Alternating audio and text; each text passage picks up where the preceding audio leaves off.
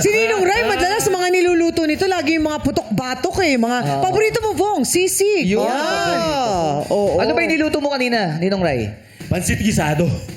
Pansit gisado ba yung kanina? Oo, pero Alam mo kasi, walang paborito- noodles. Paborito kasi ng mga bashap ko yun.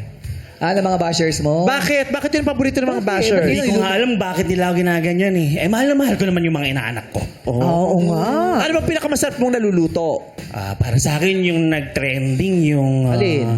Yung crispy kare-kare. Ay, oo. Nakailang views yun? Nako, more than 500,000, I think. Laki din.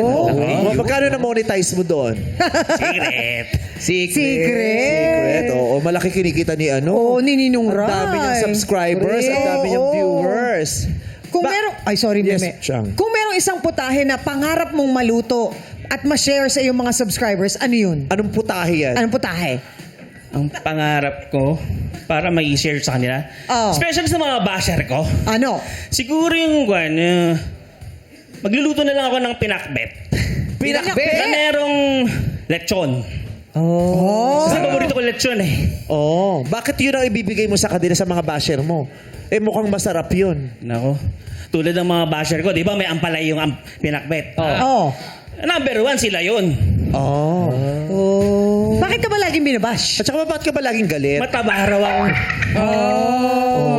Hindi tama yun, yung fat shaming. Alam ko, bawal yun. Body shaming, guys. Oo, bawal. Pero para sa akin, Sorry, fat shaming. bilang ninong nila, mahal na mahal ko sila. Yeah. Yun ang Parang, hindi naman ako sa galit.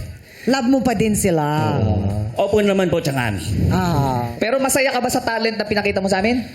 Sumayaw ka. Sumayaw, nagluto ka. Nagdadalawang isip nga ako kung masaya ako sa ginawa ko eh. Bakit? Kung pag napanood mo yung ginawa mo, ibabash mo ba yung sarili mo? Ay, maganda tanong yan. Pwede ko siguro i-bash yun. Sasama ka ngayon sa mga basher mo. Oo, ibabash ko. Join the club ka, ganun. Join the club. Yung pinakita mo sa amin talent, ano yung pinakaayaw mo ron? Kumikembot ako. Kasi parang hindi bagay sa akin. Oo, kasi mas gusto niya, mas nakakapogi sa kanya yung nagluluto siya ng masarap. Doon siya nakilala eh. Tama. Pero maraming salamat sa mga contents mo, ha? Kasi bukod sa nakakalibang kang panoorin, natututo rin ng mga bagong pagkain na ihahain yung mga Yes. Diba? Lalo na yung mga nagsisimula ng pamilya. Totoo. Importante ang mga recipe na ganon. Kaya thank you, Ninong Rai.